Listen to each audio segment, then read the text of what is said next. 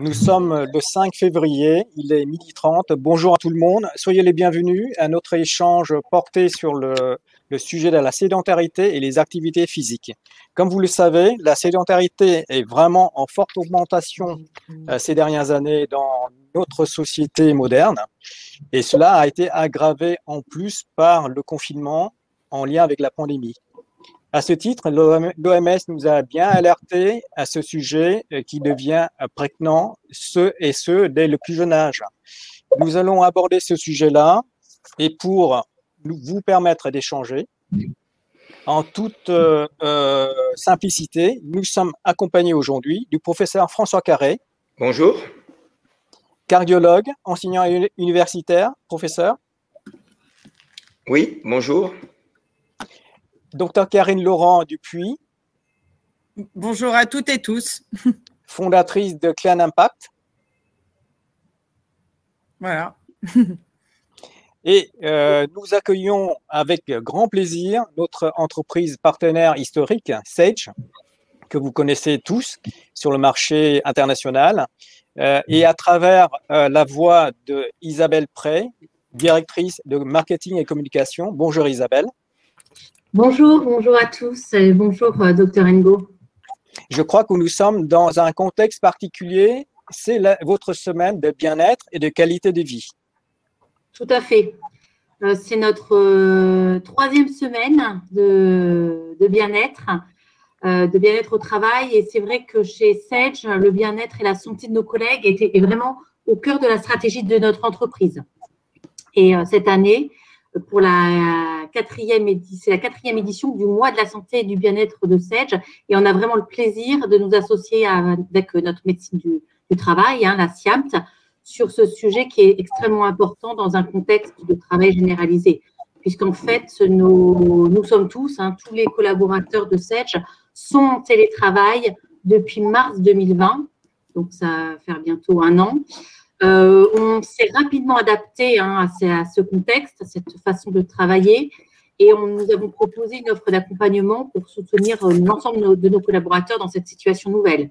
C'est des accompagnements du type programme sportif avec du stretching, de la zumba, du yoga, des pilates, des ateliers de bien-être sur le sommeil, sur l'alimentation, la sophrologie, la mise à disposition d'outils comme des capsules ou une application de méditation Headspace. Et toutes ces actions qu'on met vraiment en œuvre pour nos collaborateurs de ce contexte, ils ont été portés évidemment par une communication que nous menons évidemment avec les ressources humaines, des animations régulières pour maintenir le lien à distance avec des newsletters. On a des prises de parole qui sont hebdomadaires de l'ensemble de la direction avec les collaborateurs. Mais c'est vrai que ces nouvelles façons de travailler ont émergé, nous ont amené à une sédentarisation qui a accru. Et c'est finalement tout l'enjeu pour nous de cette conférence, Bouger au travail, c'est d'adresser comment on peut éviter cette sédentarisation et les effets sur nous tous. Et c'est vrai que je me sens moi-même particulièrement concernée par ce sujet. Je suis depuis mars dernier on va dire, au même endroit, sur la même chaise, de 8h30 le matin à 20h30 le soir. Et je peux en voir malheureusement les impacts, particulièrement physiques. Et voilà, j'ai hâte de savoir et de vous disiez, qu'est-ce qu'on peut faire pour justement, finalement, lutter contre cette sédentarisation. Et voilà, que veut dire bouger au travail. C'est parfait. Écoutez, on a retenu votre message et surtout vos demandes. On va essayer d'y répondre de la façon la plus simple possible. Avant toute chose, je m'adresse à vous, public, qui êtes dans la salle digitale. Comment allez-vous aujourd'hui? Donc, pour pouvoir y répondre, vous avez sur votre côté droit un sondage. Ça vous permettrait de vous prononcer si vous allez très bien ou pas du tout, ou si vous ne souhaitez pas vous prononcer. Donc, n'hésitez pas à poser des questions, on y reviendra plus tard. Cela nous permettra aussi d'alimenter en direct les échanges avec nos experts. Restez avec nous, Isabelle, et à tout de suite. Professeur Carré. Oui. Je crois que vous avez été récemment auditionné par le Sénat, par l'Assemblée nationale, par pas mal d'instances institutionnelles au sujet du sport et santé. Qu'est-ce qu'on peut dire, quoi de neuf sur la planète activité physique? Alors, tout d'abord, je vous prie d'excuser ma voix. Hein, je fais du mieux que je peux. Ça s'est amélioré depuis ce matin, mais bon, ça a été la surprise. Donc, ça ne doit pas être très agréable à écouter. Je vous propose, là, sur le petit diaporama que je vais vous présenter, de revoir un tout petit peu la problématique de l'inactivité physique et de la sédentarité. Effectivement, le fait que le Sénat et l'Assemblée nationale s'y intéressent prouve quand même que les choses bougent un petit peu. D'abord, bien se rappeler que ma santé, elle dépend avant tout de moi. Hein, ma santé, elle ne dépend pas de mon papa, pas de ma maman, c'est moi. C'est moi qui en prends soin. Je prends soin de ma voiture, et ben je dois prendre soin de ma santé. Tout d'abord, il y a 4 facteurs de risque qui favorisent la plupart des pathologies. C'est l'inactivité physique, la sédentarité, la consommation trop importante d'alcool, le tabagisme, l'alimentation inadaptée. Tous ces facteurs, vous pouvez, je peux les modifier. Il faut d'abord savoir de quoi on parle, parce que quand on parle de sédentarité ou d'inactivité physique, en fait, on ne sait pas toujours vraiment bien de quoi on parle. Donc, vous aurez dans votre sondage à côté, dont vous a parlé le Dr Ngo précédemment, une question sur, selon vous, inactivité physique et sédentarité sont synonymes. Vous allez répondre oui ou non, et on reverra ça lors de notre discussion après les exposés. Tout d'abord, qu'est-ce que c'est qu'une activité physique? C'est simple, chaque fois que vous contractez un muscle, vous faites une activité physique, donc vous bougez. Qu'est-ce que c'est qu'un exercice physique? C'est lorsque vous faites une activité physique programmée pour votre santé. Vous allez ou vous alliez 2 fois par semaine dans une salle de sport pendant 30 minutes, 40 minutes, vous faisiez de l'activité physique simplement parce que c'était bon pour votre santé. Et le sport, qu'est-ce que c'est que le sport? Eh bien, c'est de l'exercice physique réalisé dans un cadre réglementaire qui peut être fait en loisir ou en compétition. De l'autre côté, qu'est-ce que c'est qu'une activité physique? Eh bien, vous êtes inactif lorsque vous ne respectez pas les recommandations. Quelles sont ces recommandations? Pour les simplifier à l'extrême, aujourd'hui, pour un adulte, c'est 30 minutes d'activité physique chaque jour. N'oubliez pas le chaque jour, parce que l'activité physique, ça marche 36 heures. Donc, si vous sautez 2 jours consécutifs, eh bien, ce que vous avez fait n'a servi à rien puisque vous avez perdu les effets. C'est comme si vous preniez vos médicaments au lieu de le prendre tous les jours, une fois tous les 3 jours. Hein? Et puis, les enfants, ce n'est pas 30 minutes, c'est 60 minutes d'activité physique par jour. Je me permets de rappeler que je ne vous parle pas de sport. C'est 60 minutes de trottinette, de courir, de prendre un ballon, de sauter, de marcher, c'est ça. La sédentarité, qu'est-ce que c'est? La sédentarité, c'est le temps passé assis. Ce temps passé assis, on sait qu'il n'est pas bon et les effets délétères du fait que vous restiez longtemps assis sont indépendants du temps que vous bougez ou vous bougez. Actuellement, il est montré qu'au-delà de 6 heures à 7 heures par jour de sédentarité en moyenne, parce que si ça arrive 1 fois ou 2 fois, ce n'est pas si grave, eh bien vous prenez un risque indépendant pour votre santé. Et surtout, ce qui est très mauvais, c'est de rester assis pendant plus de 2 heures sans vous lever. Donc, ce que l'on recommande, c'est de se lever, de marcher, faire 3-4 pas, au moins toutes les 2 heures. Toutes les heures, c'est mieux, mais déjà, si vous le faites tous les 2 heures, c'est que vous avez décidé de prendre soin de votre santé. Un autre élément important, c'est la capacité physique. Donc, qu'est-ce que c'est que la capacité physique? En fait, c'est très simple. C'est l'effort musculaire maximal que vous pouvez maintenir pendant 5 minutes. Prenons un exemple. Si vous voulez savoir si vous avez une bonne capacité physique, vous vous mettez devant un escalier et vous vous dites, je vais monter d'un bon pas, c'est-à-dire pas au sprint, pas après pas, c'est-à-dire je monte vraiment activement, je vais monter le plus grand nombre d'étages possible sans être trop essoufflé. Si vous en montez 1 ou 2, vous avez une mauvaise capacité physique. Si vous en montez 4, 5 ou 6, vous avez une bonne ou une très bonne capacité physique. Et pourquoi j'insiste là-dessus? Parce que le nombre d'étages que vous montez vous montre à vous comment est votre santé. Parce que votre capacité physique, c'est votre capital santé. En d'autres termes, plus meilleure est votre capacité physique, meilleure est votre santé, plus vous avez de chances de ne pas tomber malade dans l'avenir. Et ça, c'est vrai que vous soyez pas malade ou malade. Les femmes qui ont eu un cancer du sein, celles qui montent le plus d'étages, celles qui ont la meilleure capacité physique, sont celles qui auront le meilleur pronostic. Les bienfaits de l'activité physique, même chose, vous aurez quelques questions sur les bienfaits de l'activité physique au niveau de différentes maladies. Ça va vous apparaître dans le sondage, donc vous allez pouvoir y répondre tranquillement.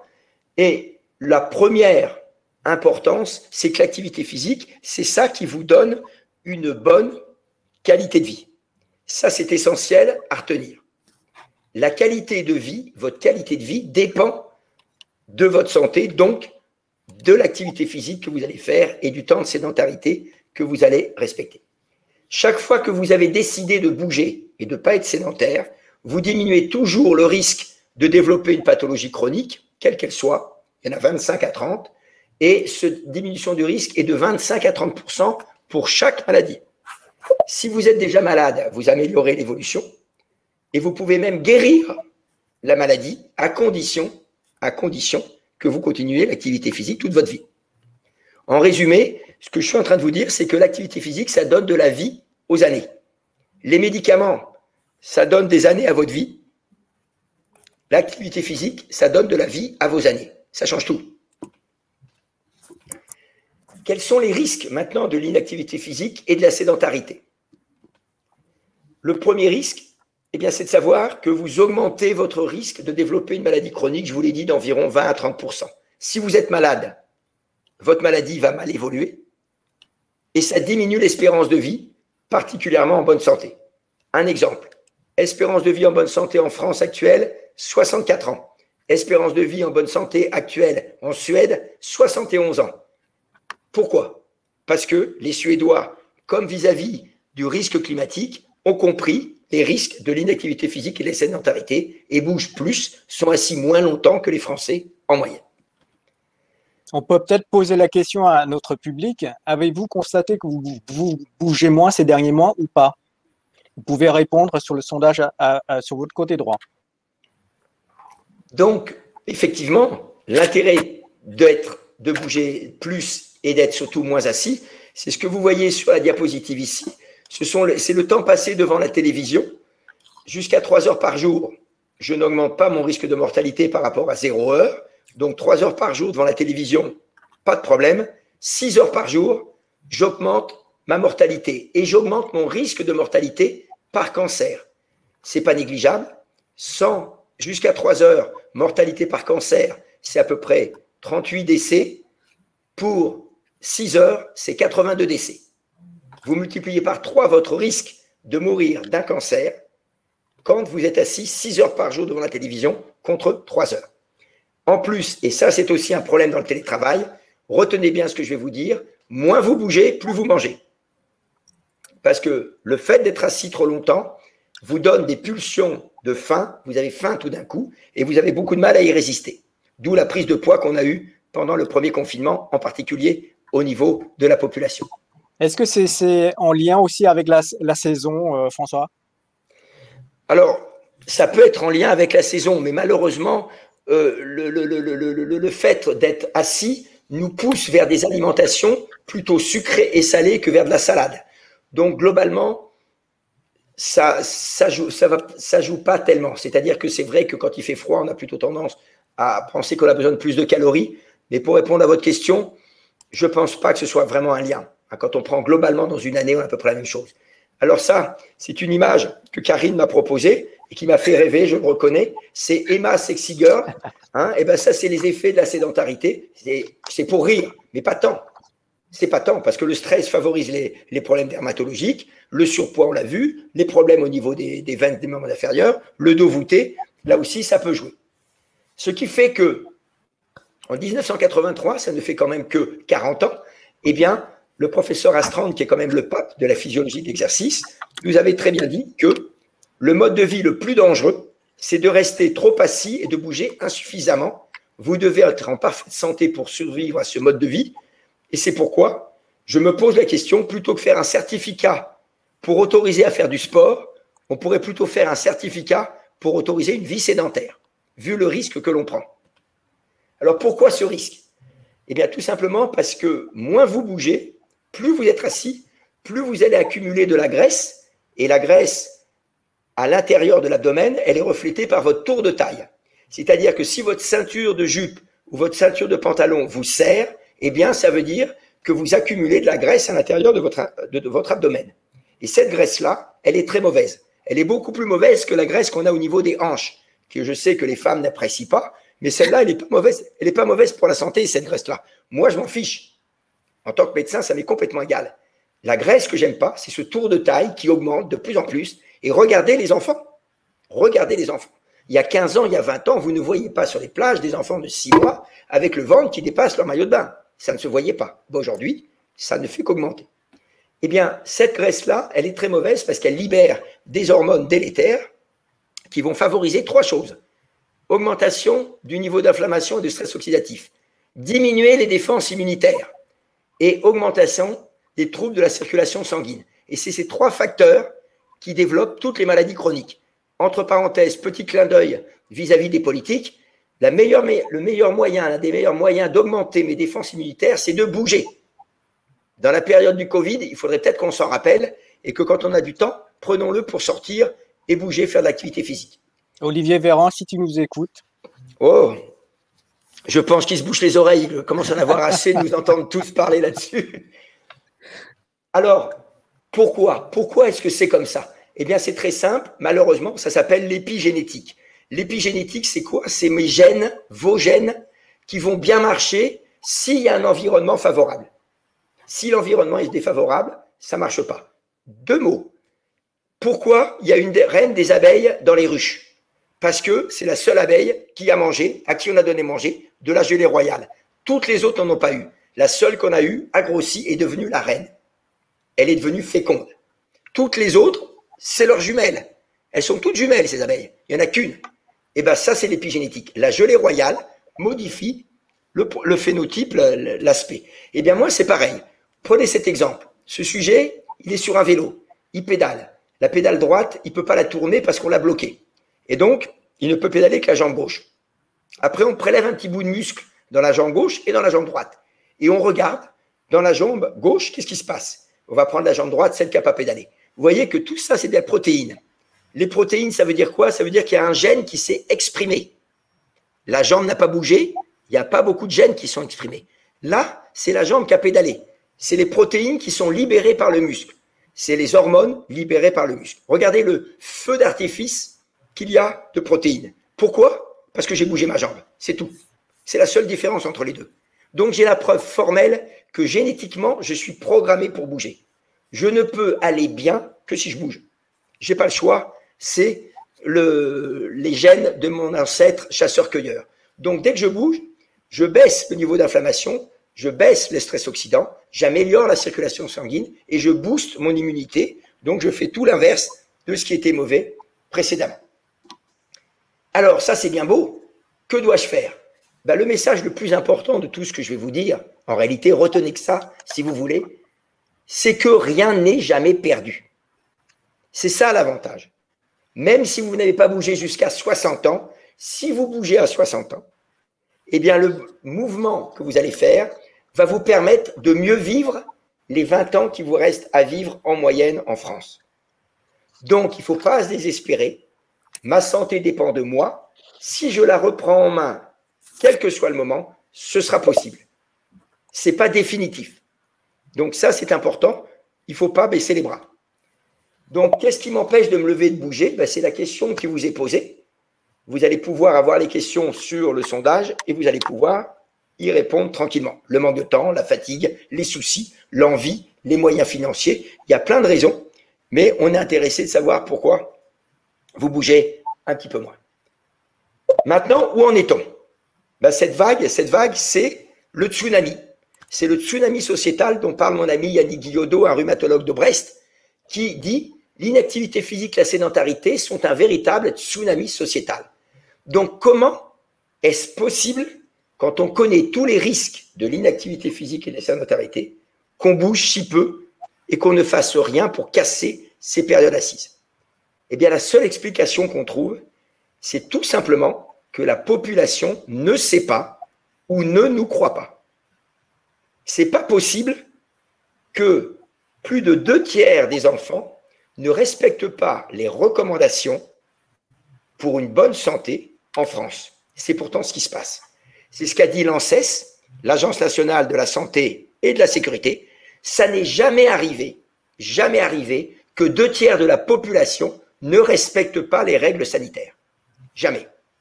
C'est lié à quoi? C'est lié à l'inactivité, l'obésité informatique, des écrans, c'est quoi?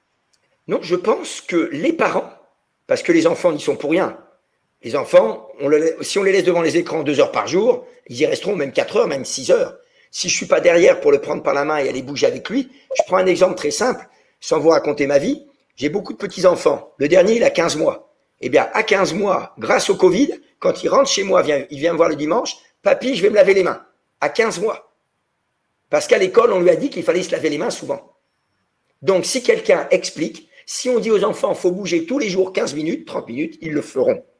Mais il faut les aider. Et pourquoi les parents ne le font pas? Parce que les parents sont vis-à-vis de l'inactivité physique et de la sédentarité comme face au tabac il y a 60 ans. Il y a 60 ans, tout le monde fumait et on s'en fichait parce qu'on pensait que ce n'était pas dangereux. Et il a fallu des années et des années pour que les gens acceptent que ce soit dangereux. Donc, je préviens les parents, la capacité physique des collégiens entre 1971 et 2011 a baissé de 25%. La capacité physique de mes enfants, de mes petits-enfants, c'est leur capital santé. S'ils partent à 20 ans avec une capacité physique inférieure à 20% à la mienne, ça veut dire qu'ils vont vivre moins longtemps que moi. C'est ça que ça veut dire. Donc ça, il faut en prendre conscience. Après, chacun fait comme il veut. Notre rôle à nous médecins, c'est de prévenir.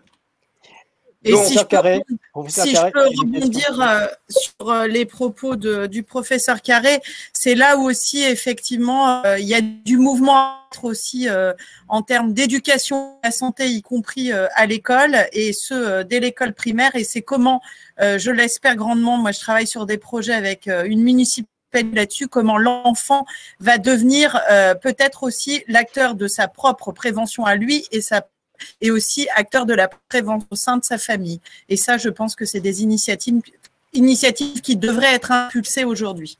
Voilà, c'était juste pour répondre à cette question, pour répondre à ce que dit Karine et aller dans son sens, il y a une professeure d'école écossaise, il y a 6 ans, je crois, ou 10 ans qu'elle a mis ça en place, ça s'appelle le Daily Mile. Tous les jours, elle marche 1 mile, 1600 mètres, ou elle trottine 1 mile avec les enfants de sa classe. On ne se déshabille pas quand on arrive, on part avec la maîtresse, on marche. Ça prend 15 minutes. Résultat des courses, à la fin de l'année, son école, sa classe est celle qui a les meilleurs résultats scolaires. Sa classe est celle où le tour de taille des enfants est le plus bas. Et les enfants, le samedi et le dimanche, demandent à leurs parents « Mais pourquoi je ne marche pas aujourd'hui ?» Tout simplement, c'est devenu une habitude. Et c'est la seule façon de s'en sortir pour les enfants, leur redonner l'habitude. Parce que si on ne leur redonne pas, on n'y arrivera pas. Et il faut attaquer sur les plus petits. C'est ce qui est le plus important. Alors, au travail, pour terminer, et après vous aurez plein de renseignements et d'exemples qui vont vous être donnés par Karine. Je vous rassure, ce n'est pas moi qui vais vous les donner parce que vous seriez vraiment déçus, vu ma souplesse légendaire. Donc, au travail, l'activité physique et sportive améliore la qualité de vie au travail et diminue de 5 à 7% le budget de santé annuel du salarié. Une étude de 2015. Les activités physiques et sportives organisées par l'entreprise augmentent la productivité de l'entreprise de 3 à 9% et augmentent sa rentabilité de 4 à 14%. C'est un rapport par Mme Gattel, sénatrice, et par M. Cormier-Bouligeon, député de l'Assemblée nationale. Donc, c'est-à-dire que même les politiques le savent. Ça.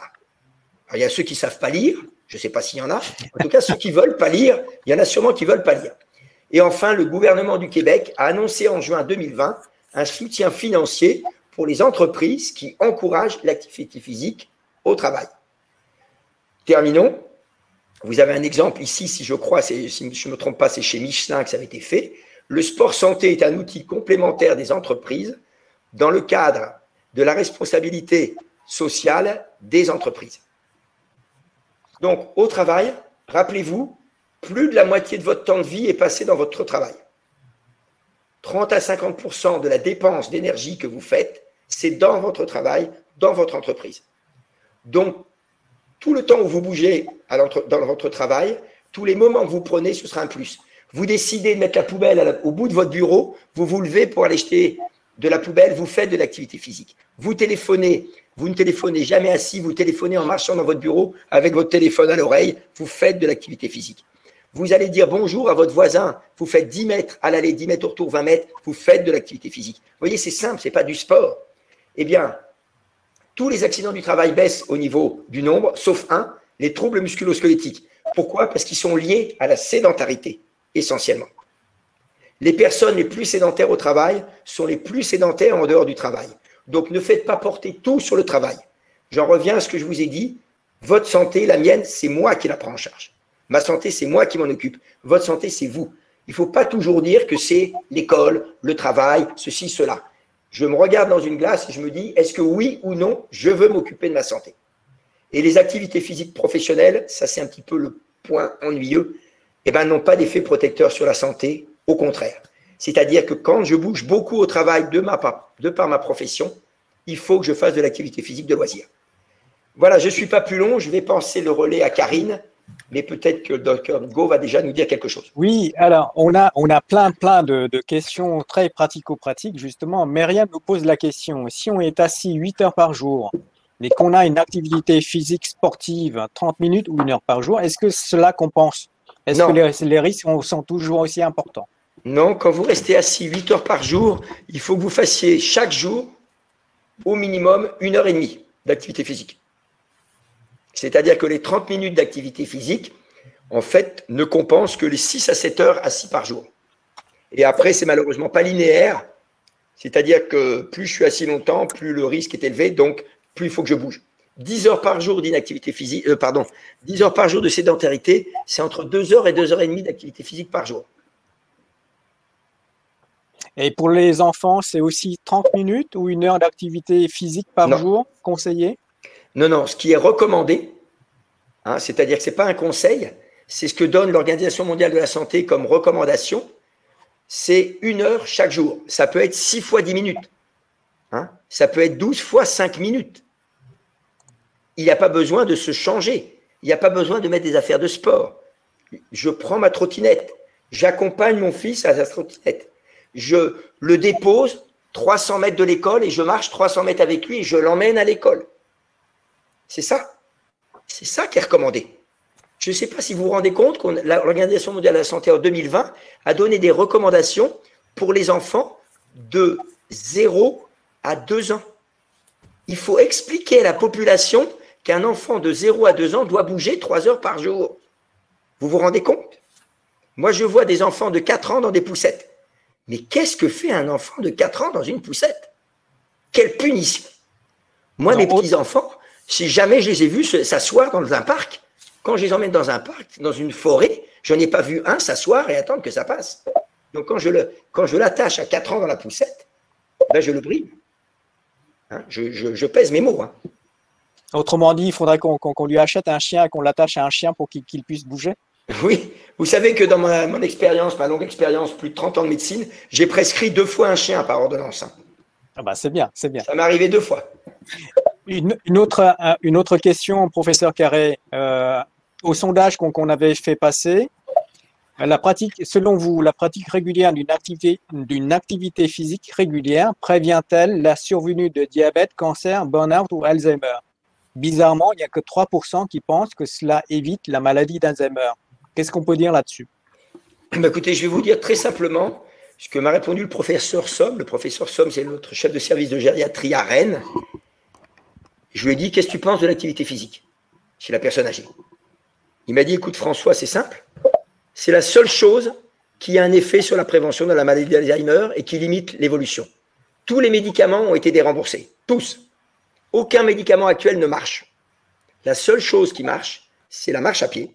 Et l'idéal, si vous avez des personnes touchées par ça ou qui peuvent l'être, c'est que vous allez marcher avec elles et qu'en même temps, vous faites travailler leurs neurones. C'est-à-dire que vous leur parlez de personnes de la famille pour faire travailler un peu la mémoire et tout. Parce que quand je bouge, j'ai immédiatement des hormones qui viennent vers le cerveau, qui favorisent le travail de mon cerveau. C'est pour ça que l'enfant qui bouge a des meilleurs résultats scolaires que l'enfant qui ne bouge pas. Est-ce que vous pensez que faire le ménage est une activité physique, nous demande Rafika? Alors, je ne le pense pas. Oui, c'est une activité physique. Alors après, c'est toujours pareil. hein, vous pouvez passer l'aspirateur en le poussant 10 cm toutes les minutes. Là, c'est une très faible activité physique. Ou bien vous êtes beaucoup plus dynamique et vous le poussez plus vite. C'est pour ça que les aspirateurs ou les tondeuses, vous savez, les robots, etc., c'est peut-être sympa, ça me permet de regarder plus la télé, mais c'est pas bon pour ma santé. Hein. Bah, c'est parfait. Bon, il ne reste plus qu'à demander à Karine de nous montrer quelques exemples, Karine. Alors, voilà, bonjour donc à toutes et tous, parce que je vois qu'il y en a encore qui se connectent. Donc, ravi en tout cas de faire partie de cette session avec le professeur Carré. Merci au SIAMT, merci à Isabelle Pré. Donc, pour celles et ceux qui ne me connaissent pas un peu, qui suis-je? Je suis une pharmacienne, voilà, jeune retraitée de l'industrie pharmaceutique. Je suis aussi professionnelle dans le sport. Alors, j'encadre énormément de gens, notamment dans les sports nature. La Fédération française de triathlon vient de me nommer justement en charge du pôle santé, voilà, pour développer le triathlon santé, y compris pour les malades. Hein, voilà, donc j'encadre énormément de malades dans les sports nature. Et voilà, et j'ai beaucoup travaillé en neurosciences, près de 15 ans. Donc c'est vrai que François Carré, Vin, merci pour cette introduction. Le mouvement, c'est la vie, vous l'avez compris, c'est en tout cas le message qui doit passer en tout cas aujourd'hui. Le mouvement, c'est la vie, et le mouvement, c'est un mode de vie. C'est un mode de vie, c'est-à-dire que dans votre quotidien, vous devez augmenter votre temps où vous bougez et diminuer le temps où vous restez assis. Alors, vous allez me dire, oui, ok, super, mais hashtag télétravail en ce moment, hashtag télétravail, où effectivement, au regard de ce contexte sanitaire, beaucoup de personnes sont du coup à la maison. Et ben, en télétravail, il va falloir adapter la même chose, c'est-à-dire qu'il va falloir en tout cas faire des pauses régulières. François Carré l'a dit, il faut faire des pauses toutes les 2 heures. Ça, c'est vraiment le minimum. Ce qui est mieux, c'est de faire des pauses. Comme on dit, le mouvement, c'est la vie. Qu'est-ce qui nous permet de vivre? C'est notre cœur. Donc, il va falloir bouger, d'accord, entretenir le moteur. Donc, beaucoup de gens me demandent, mais quand on reprend une activité physique, comment je dois reprendre? Eh ben, moi, je vais vous donner un truc extrêmement simple. Il faut rentrer dans la communauté rap. Alors, c'est pas que je veux faire du rap, de la musique, mais rap pour R, une activité physique régulière, A pour capter, P pour progressive. Je vois trop de gens qui se mettent à faire tout d'un coup à courir et puis après plus rien pendant 6 mois. Ça, c'est pas bon. Il faut maintenir une activité physique progressive. Comme ça, vous n'allez pas vous blesser. Et le dernier P, c'est le plus important, c'est le plaisir. Parce que ce plaisir, il renvoie à quoi? Quand on a plaisir, eh ben, on a envie de faire de l'activité physique. Et hop, on est reparti dans le rap. Donc, c'est un peu la boucle voilà, que je voulais vous faire passer. Donc, ça, c'est important quand on reprend une activité physique, c'est le rap pour entretenir le moteur. Le deuxième élément, c'est la respiration. Et on va le voir. Alors, en télétravail, justement, qu'est-ce qui se passe hein? Je vais vous montrer tout de suite. Voilà, je me mets en mode télétravail sur ma petite chaise.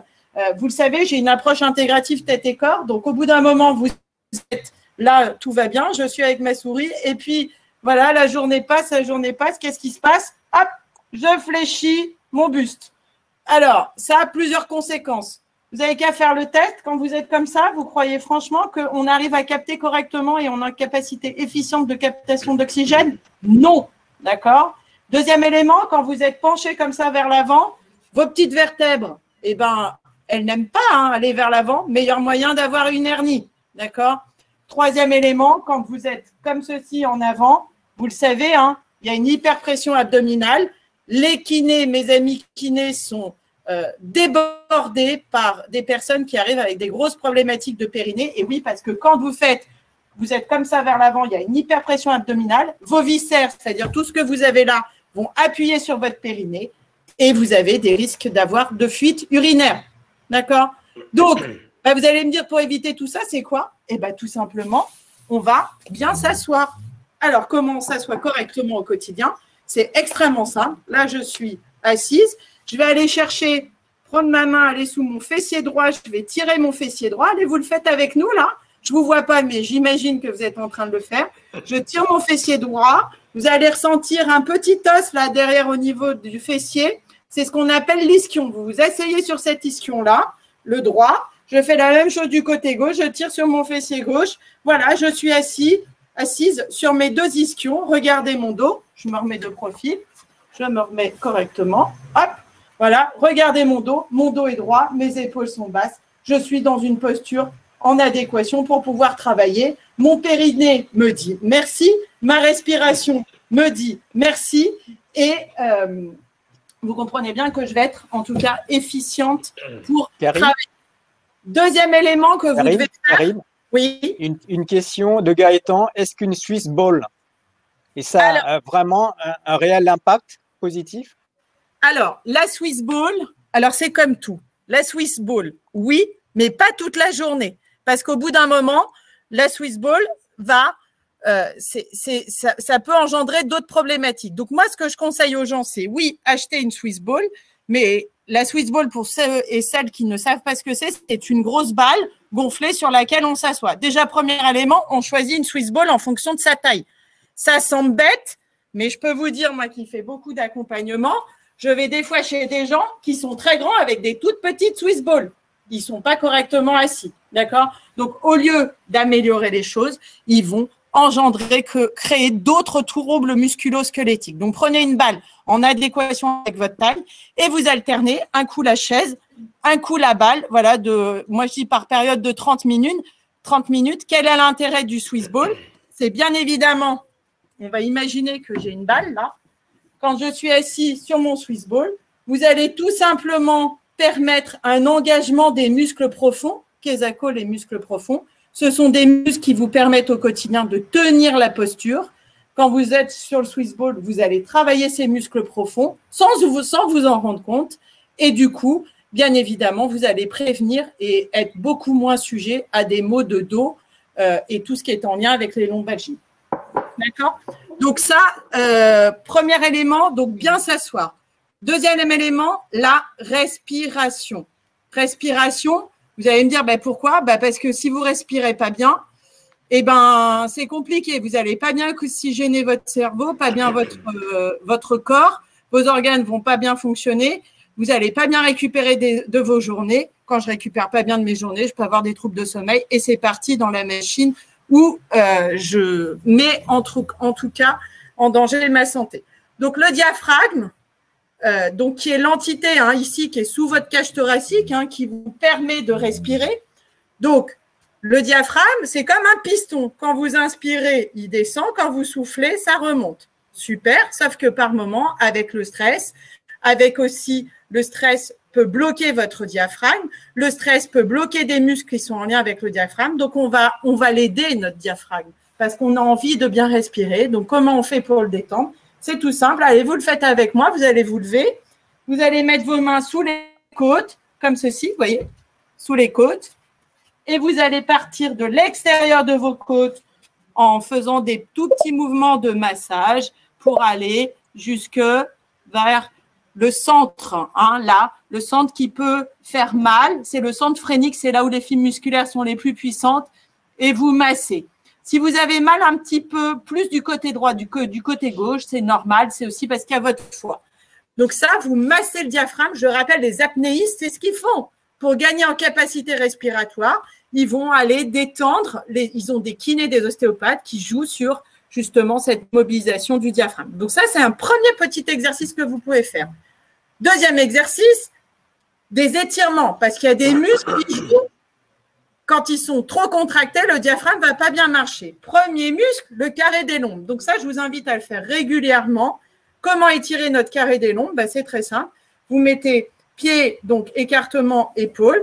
Je vais aller avec mon bras gauche, comme ça, me pencher du côté droit, comme ceci. Et là, j'étire, d'accord, mon carré des lombes. Il y a des gens, quand ils étirent le carré des lombes, ça les met en apnée. Et oui, parce que leur diaphragme, le carré des lombes est tellement contracté que le diaphragme n'arrive plus à marcher. D'accord? Donc, je suis là, je fais mon côté gauche, je fais mon côté droit à l'identique. Et hop, j'y vais. D'accord? J'étire bien. Voilà. Donc, les étirements, vous restez 20 secondes, d'accord, pour en tout cas engendrer une efficacité. Deuxième muscle très impacté et qui est aussi un muscle qui joue pour qui est un garant d'une meilleure gestion des émotions au quotidien. On l'appelle, donc je vous ai dit, premier muscle qui va aider le diaphragme carré des lombes, on vient de voir. Deuxième muscle qui va aider, le psoas. Le psoas, qu'est-ce que c'est? C'est un muscle qui relie votre bas au haut du corps. Et c'est un muscle qu'on appelle le muscle poubelle et qui est aussi garant pour éviter, vous savez, quand vous êtes extrêmement stressé, etc., ce muscle-là, s'il est extrêmement contracté, vous allez descendre en reptilien. Ça ne va pas vous aider à prendre de la hauteur au regard de ce que vous vivez. Comment on l'étire? On va les libérer. Donc, vous vous mettez en fente comme ceci, comme moi. On positionne bien le bassin. Donc, je rappelle, petit rappel au niveau du bassin. Vous avez votre bassin ici. Allez, vous le faites avec moi. Là, je suis en position neutre. Vous mettez votre main droite au niveau de vos fessiers derrière. Vous allez, hop, basculer votre bassin comme ceci. Vous voyez qu'au niveau de ma courbure lombaire, j'ai effacé ma courbure lombaire. D'accord? On dit que le bassin est en rétroversion.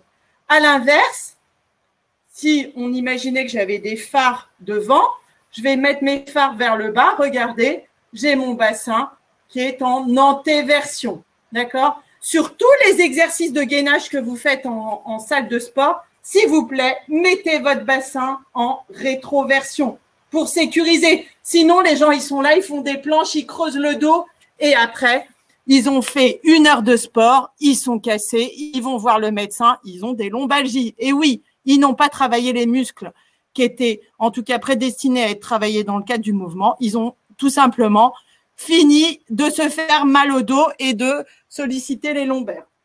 Donc, j'en reviens à mon petit psoas. Donc, vous allez sécuriser vos lombaires. Je mets mes phares vers le haut, hop, et je vais pencher mon poids du corps vers l'avant. Vous voyez, là, je suis en train d'étirer mon psoas. C'est cure, hein, mes lombaires.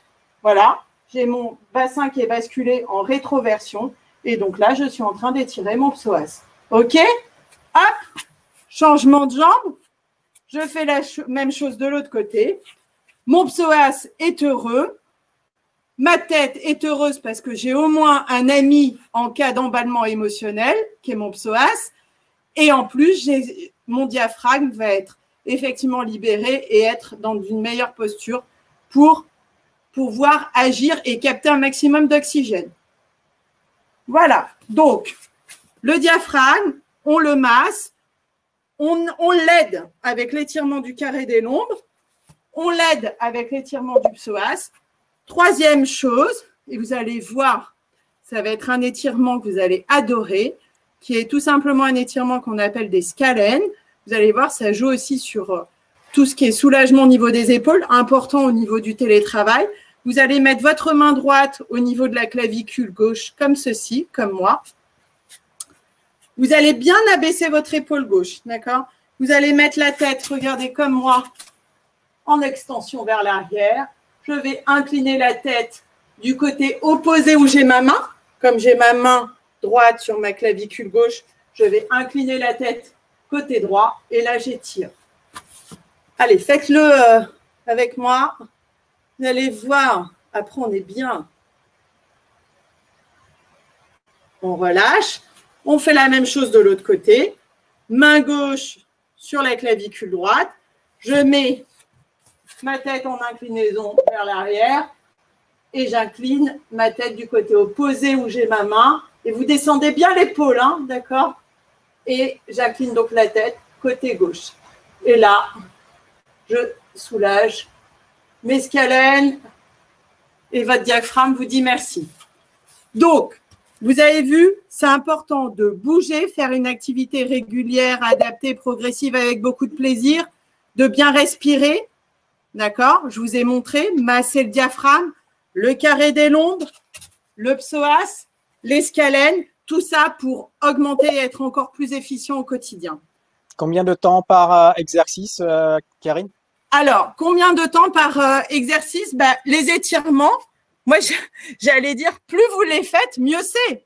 Voilà, c'est toujours pareil. Là, c'est une sorte comme une espèce de boîte à outils d'exercice que je vous montre, que vous pouvez agrémenter tout au long de la journée. D'accord? Autre chose, quand vous êtes en télétravail, j'ai beaucoup de gens qui souffrent au niveau des épaules. Épaules, coudes et poignets. Pourquoi? Parce que déjà, je vous invite vraiment à regarder comment vous êtes installé.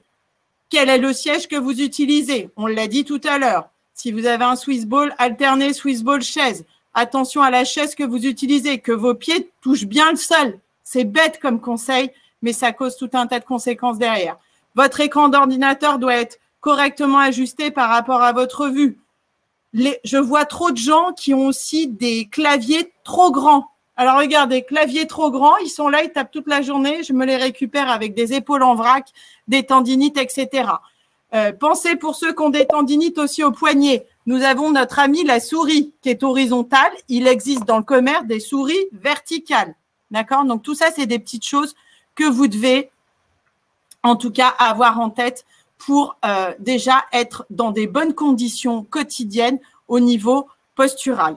Et oui. Karine, deux questions pour nos salariés qui passent leur vie dans leur voiture.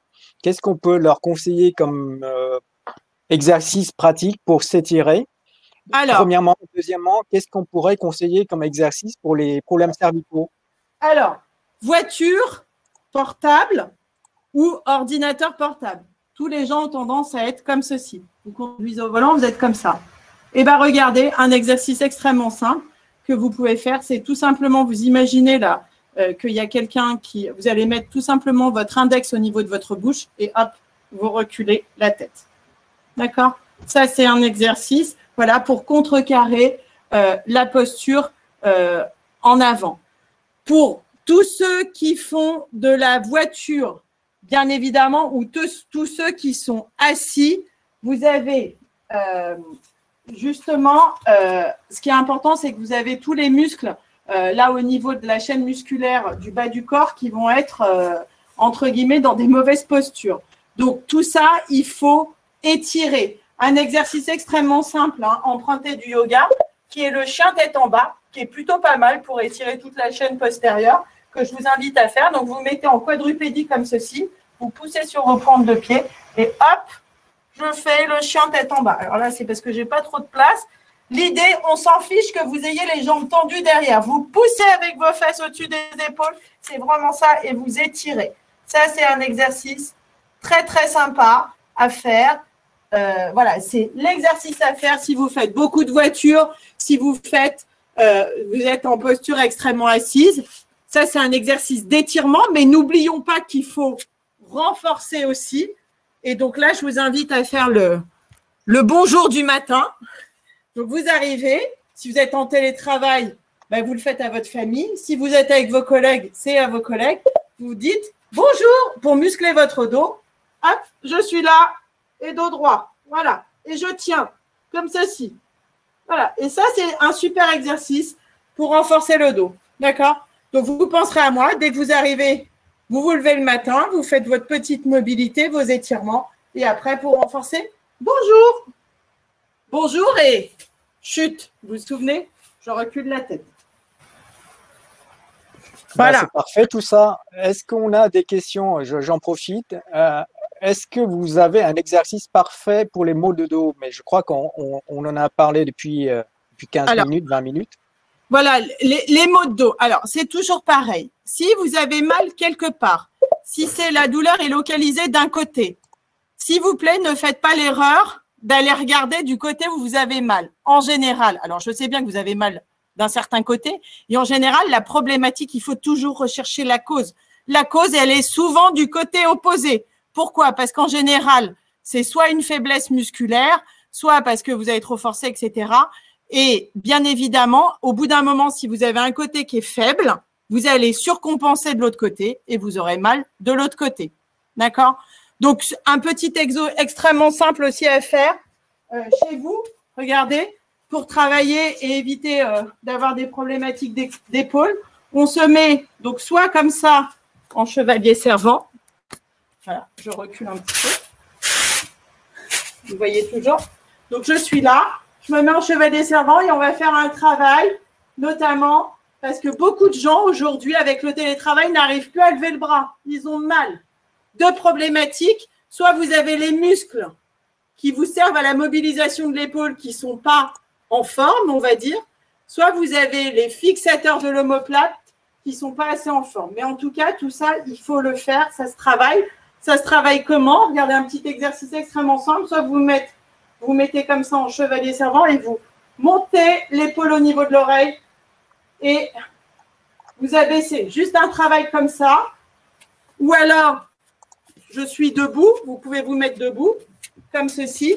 Je mets mes bras devant et j'avance. D'accord? Et vous pouvez le faire avec une contre-résistance avec élastique. Ça, c'est un super exo pour prévenir les douleurs d'épaule et renforcer les muscles qui servent à la mobilisation de l'épaule. Deuxième exercice de prévention. Vous mettez vos coudes comme ceci. Donc, vous voyez, vos deux mains comme ceci et vous tirez vers l'arrière. Et vous le faites. Alors, ce qui est mieux, là, je le fais sans résistance. Ce qui est super, c'est d'avoir une élastique. Hein, et vous faites, hop, comme ceci. Donc là, je travaille mes fixateurs d'omoplate, droite et gauche. Et donc, si je fais, hop, vous voyez, tout en marchant même, et bien là, je travaille mes fixateurs d'omoplate, d'accord? Je préviens tout un tas de douleurs d'épaule, surtout si en plus je fais le avancé comme ceci. D'accord? Merci Karine. Alors, je regarde en même temps, est-ce qu'on a encore des questions? Alors, Diane nous pose la question, pour les problèmes de muscles qui s'attachent derrière le crâne et les trapèzes, est-ce que vous avez des exercices à lui proposer? Alors, pour les muscles, ce que je disais ce qui est important, c'est effectivement, faut étirer bien évidemment les trapèzes. Je vous ai dit là tout à l'heure, je vous ai montré les scalènes. À un moment donné, on ne peut pas étirer les trapèzes si on ne fait pas les scalènes. Celui que je vous ai montré tout à l'heure. Pour les trapèzes, c'est extrêmement simple. On va le faire ensemble. Vous allez tout simplement donc abaisser donc l'épaule gauche et vous allez incliner la tête opposée, côté droit. Donc, vous descendez votre épaule gauche et vous inclinez la tête de l'autre côté. L'idéal, c'est bien évidemment, vous ne forcez pas, d'accord, vous n'êtes pas comme ça. Vous y allez, vous laissez tout doucement tomber la tête. Pour engendrer une relaxation, vous allez fermer les yeux et vous allez souffler pendant l'étirement le plus longtemps possible, d'accord? Et vous allez voir que ça permet bien évidemment d'étirer les trapèzes supérieurs qui peuvent engendrer tout un tas de douleurs derrière au niveau de douleurs de tête. L'autre versant, c'est ce que je vous invite à faire aussi, c'est faire de l'automassage. Hein, vous prenez vos deux mains derrière le cou et vous massez comme si vous étiez en train de faire de la cuisine et pétrir une pâte. D'accord? Donc ça, c'est un petit exo extrêmement simple que vous pouvez faire pour masser ici la zone.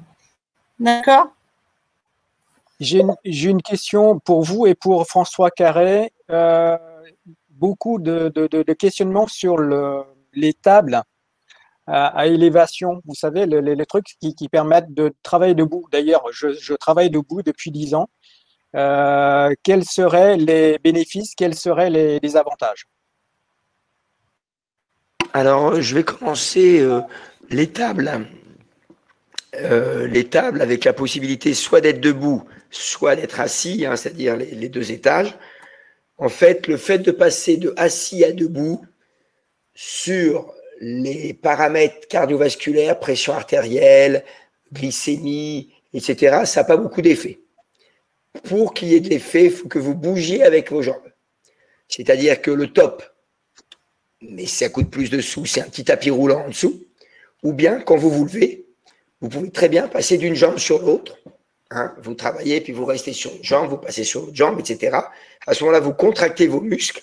Donc, en contractant les muscles, vous libérez les hormones dont je vous ai parlé. Mais si je reste debout, la seule différence, c'est que vous brûlez un peu plus de calories debout qu'assis. Mais si votre muscle ne se contracte pas, eh ben, il ne libère pas parce qu'il n'a pas l'ordre.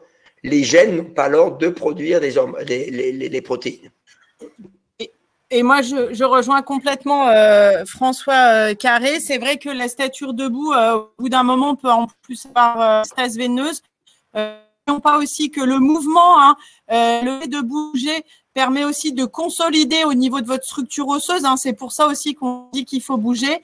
Et comme je le dis à chaque fois, à chacune de mes conférences, n'oubliez pas que le corps, c'est une feignasse. Donc, moins vous allez, plus il va éteindre tout un tas de fonctions ou de capacités que vous aviez. Donc, ça veut dire que, in fine, la recette miracle pour être en bonne santé, il faut non seulement mobiliser au niveau articulaire, on a perdu Karine et étirer. Karine, on vous a perdu. Pourquoi? Il nous reste pile 5 minutes. Vous m'entendez? Oui, on vous entend, Karine, mais on vous voit pas. C'est dommage. Je dois dire que. Mais non, je rigole. Je voulais dire simplement que pour compléter ce qu'a dit Karine et ce que je vous ai dit, les chiffres que vous donnent les recommandations, c'est les recommandations sanitaires. Il vaut mieux faire 5 minutes que rien. Retenez au moins aussi cette chose-là, un pas, c'est mieux que rien. Si vous faites 100 pas par jour et que vous en faites 101, c'est très bien. Il ne faut pas se fixer des objectifs, comme l'a dit un petit peu Karine, la progressivité, parce que trop souvent, j'ai ça. Moi, j'ai des personnes qui me disent « Attendez, monsieur Carré, vous rigolez, 30 minutes par jour, je n'ai pas le temps. » Mais je leur dis d'abord jamais 30 minutes, je leur dis c'est ce qui est recommandé. Mais il faut que vous sachiez que j'ai des patients qui font 300 pas par jour. 300 pas par jour avec un podomètre. C'est-à-dire qu'ils se lèvent, ils vont dans leur cuisine, ils vont faire leur toilette, ils montent dans leur voiture, ils font 4 mètres pour aller au boulot, dans leur bureau, ils redescendent du bureau, ils revont dans la voiture, ils font 300 pas. Et bien je leur dis, c'est pas grave, on va partir pour 500. Parce que c'est faisable, 500. Moi, je vous les trouve, les 200 pas par jour. Et après, ils vont passer à 700. Pourquoi? Parce que chaque fois que vous allez faire un pas de plus, comme vous l'a montré Karine, vous allez vous sentir mieux. Un pas et vous vous sentirez mieux. Donc, petit à petit, vous en ferez de plus en plus. Et c'est ce que nous montre Karine par tous ces mouvements super que j'adore et que je mets à exécution régulièrement le soir. Eh bien, c'est simplement que c'est rien. Me masser les scalènes et les deltoïdes derrière, etc. Mais c'est rien. Mais qu'est-ce que ça fait du bien quand même. Donc, et tout le monde peut le faire. Merci François. N'oublions pas que si vous ne bougez pas, vous allez régresser physiquement. Toutes les fonctions et les capacités que vous aviez vont s'éteindre. Et il y a le parallélisme au niveau de la tête, hein, tête et corps, d'accord? Donc, ça veut dire que la régression physique peut engendrer une régression entre guillemets mentale. C'est-à-dire que vous allez perdre tout un tas de fonctions cognitives, exécutives que vous aviez. Et moi, je montre juste un dernier petit mouvement. Je ne sais pas, on voit en grand là ou pas? Non. Voilà. C'est pour vous dire que tout simplement, il y a une chose à faire, c'est que faut mettre le mouvement dans le viseur, entre guillemets, hein, et on est comme ça. Ça, c'est un mouvement que vous pouvez faire aussi, hein, pour travailler, mouvement d'épaule. Et vous voyez, l'objectif, c'est quoi? C'est de bouger. Voilà. Merci Karine. Il nous reste pile 2-3 minutes. Isabelle, je vous fais un petit feedback sur le sondage, notamment avec vos équipes de Sage. Dans ce nouveau contexte, nous leur avons posé cette question. Qu'aimeriez-vous que votre entreprise mette en place pour vous aider à bouger au travail ou depuis chez vous en télétravail? Donc, arrive en tête des propositions de bien sûr prise en charge pour tout ce qui est aide financière pour s'acheter des éléments pour faire des activités physiques ou avoir accès au coach, accès aux capsules d'activité physique ou des séances de sport à distance. 7% ne demandent rien et 11% apparemment auraient d'autres sujets à vous proposer. Très bien, c'est des feedbacks qui sont extrêmement intéressants pour nous et dont on discutera effectivement avec l'équipe de direction, avec Marie-Claude Chazot, hein, notre DRH, pour voir effectivement qu'est-ce qu'on peut continuer à faire pour aider les collaborateurs à bouger et à bouger au travail.